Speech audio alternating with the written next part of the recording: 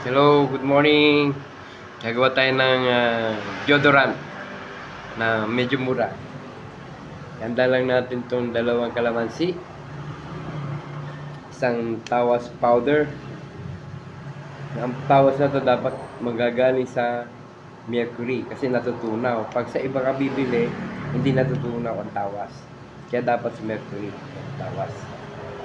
Tapos baso. Kapag paghahanda, ay iwan na yung dalawang kalamansi, pipigay natin.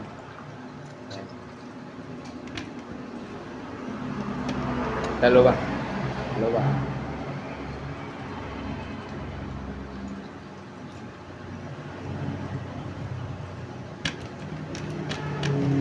So ito siya. Nalagay natin yung tawas. Buo siya, buo. Kaya dalawang buo. Dalawang spray bottle magagawa niyan. Good for 1 month. Tipid ha. Ibus na natin. Haluin natin. Yan.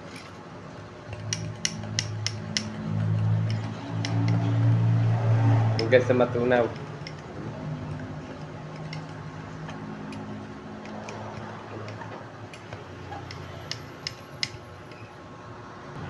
Kailangan tunawin natin. Yan. Tunawin natin siya. Pag tunaw na, siyempre, ihiwalay natin yung buto. Para hindi masagaban. No? Maghahanda rin tayo ng pang sahod. No? Para so, yung dalawang baso siya. No? Sasalain natin to. Lalagay natin sa spray bottle.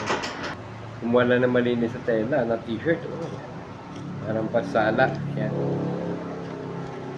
Salain siya ganyan. Ibus mo na doon sa isang lagayan bago ilagay sa salin-salin.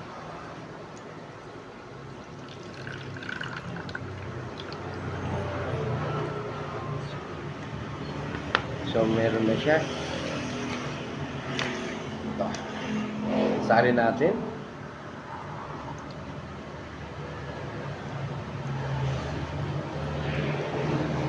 Yan. Ito na. Presto. Body deodorant. Pwede nang i-spray. See it?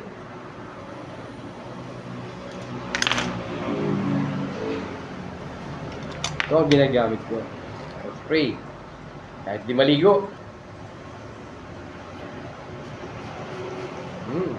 Presto. Very effective. Try now. Follow and share. Good morning. Thank you.